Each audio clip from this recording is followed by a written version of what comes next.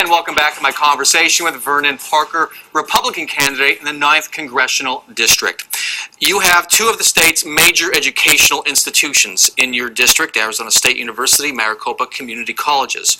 You're on record as saying you would like to abolish the Department of Education. If the Education Department goes away, what would the impact be on those institutions as well as students? Well, Bram, I'm on record for having a segment of what I actually said. And let me tell you what I said. I said that, one, that we should control education here on the local level. I said that parents and teachers should be in control of what the students do in the classrooms, not someone sitting 3,000 miles, not a Washington, D.C. bureaucrat sitting 3,000 miles away. Look, I am a product. You said those things. If I may interrupt, sure, for the record, you said those things, and then you said we have to start by abolishing the Department of Education. What you saw was a small snippet. Look, I watched the whole thing. You didn't. Well, what else did I say then? It was a 10-minute segment online. What else did I say? You said what you just said, and then you said we have to start by abolishing the Department. So do you believe it should be abolished, yes or no? Let me tell you what I mean, okay? First of all, I am a product of public education. I went to public K through 12. I went to a community college. I went to a state school. My grandmother, who couldn't read and she couldn't write, she told me one thing. She said that in order to get out of our situation, you must get a quality education. And so, yeah, there are some things that I'll tell you. Look, the Department of Education, they're probably very good at distributing grants or very good at Title I through Title IX. But I believe fervently, that someone sitting 3,000 miles away should not dictate what goes on in Arizona classrooms. We have programs like No Child Left Behind. Millions of children have been left behind because there's a one-size-fit-all policy in Washington, D.C. So yes or no, you said you're on record as saying the Department of Education should be abolished. What I'm on record yes or no, should it be abolished? For saying is this, that we are not going, look, let me tell you. It's a straightforward question, yes or no, should it be abolished? What I am on record for saying, if you look at the entire thing, is this, Bram, that local control, the teachers and the parents should be in charge of educating their children, not policies that I'll ask a third time. Yes, sir. You said it should be abolished. Do you still believe it should be abolished? Parts of it should be, parts of it should remain. Okay, let's move on to our next topic. You've said repeatedly on the campaign trail, government isn't the solution. I think I heard you say it the other night on the Horizon debate. Yet you've held various positions in government in the 80s, the 90s, 2000s. You tried to get into an SBA government program to help small businesses get contracts from the government. So it would appear that government has been the solution for you through much of your adult career. Absolutely not. I've been a small business owner. I have been in the private sector much longer than I have been in government. Bram, look, unlike my opponent, I've signed both sides of a paycheck. I have been up late at night at a very young age trying to determine how will I make payroll.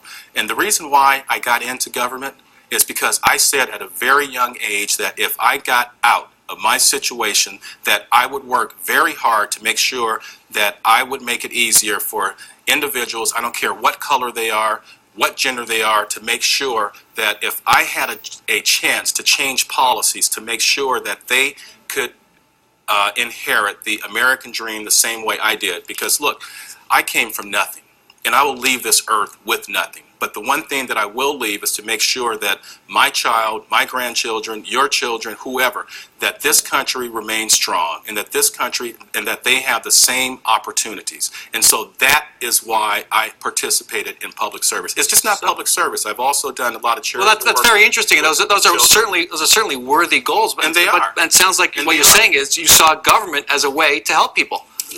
No, there's a difference, Bram. There's a huge difference. Look, where I grew up, it was Pavlovian.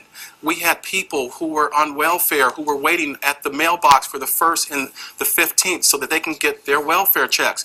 That is not the way it should be. Government is not the solution all the time. Look, we should have that safety net. But when a government handout becomes a government handcuff, that's where I draw the line, because I see it. When I grew up, there's a generation that has been lost permanently, because they were waiting on government to give them welfare, which they probably did need for a point, and so they lost their ambition, they lost their drive.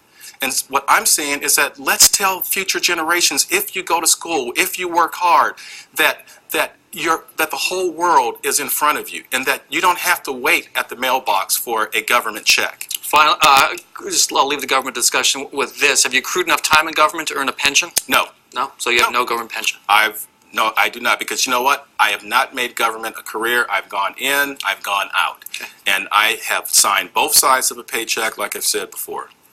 One last question. You and I have talked before about your associations with Joe Arpaio in 2010. Can you tell us about your role as chairman of the nonprofit, I think it was nonprofit, the Defend Sheriff Joe organization after your defeat in the primary in 2010? What were you defending the sheriff from? Well, I saw what the federal government did to me, and in our society, everyone is presumed innocent. Did to me mean the SBA investigation? Yeah, exactly. Everyone is presumed innocent in our society. The SBA finding that you should not have received? No, they found nothing. But I'm just saying, they didn't, Bram. They honestly didn't. Well, so what was your role in this Defend Sheriff Joe organization? Why did you lead it? Why did I lead it? Because I believe in our society that everyone is presumed innocent until guilty. And the sheriff, in my relationship, once again, comes back to children. He has children who are in jail, and I speak to those children and tell them that what these children who are in jail, he gives them their GEDs, he puts them through school, and I speak to those children all the time, and I tell them that I came from a similar background. I'm sorry, I hate to interrupt because we're running short on time, but why did you lead the organization? Because, Bram, in our society, everyone is presumed innocent. And because of what he did for those children, making sure that those kids got GEDs and Okay, we'll end it there. Time now for your 30-second elevator speech. Please tell CD9 voters why they should. Well, hopefully the elevator will go all the way to the top. Thank you so much, you guys. This is a great time, and thank you for tuning in. I want to represent you because I believe that I would go to Congress. I know that I would go to Congress and I would represent you and make sure that we stop the finger pointing, make sure that the American people are put first again. I would go to Congress and not be concerned about the Republican Party or the Democratic Party, but about the American people, and to make sure that we preserve our contract with our seniors, that Social Security will be around, that Medicare will be around, but that we would create jobs, and that we will have the best education system in the world, and that we would have the best medical care system in the world. And I promise you that I will serve you, not the other way around. Thank you so much. All right, Vernon Parker, thanks very much. Best of luck to you. And you can reach us anytime with your comments and ideas. Email me at bresnick@12news.com. Follow me on Twitter or like 12 News on Facebook. Stay up to date on the campaign trail by checking out our website. It's azcentralpolitics.com. It's powered by 12 News and the Arizona Republic to keep you current on all the latest political developments. That's our show for this week. Thanks very much to our guests. Thank you so much for joining us. Thank you, sir. Thank you, sir. See you back here next weekend for another round of Sunday Square Off.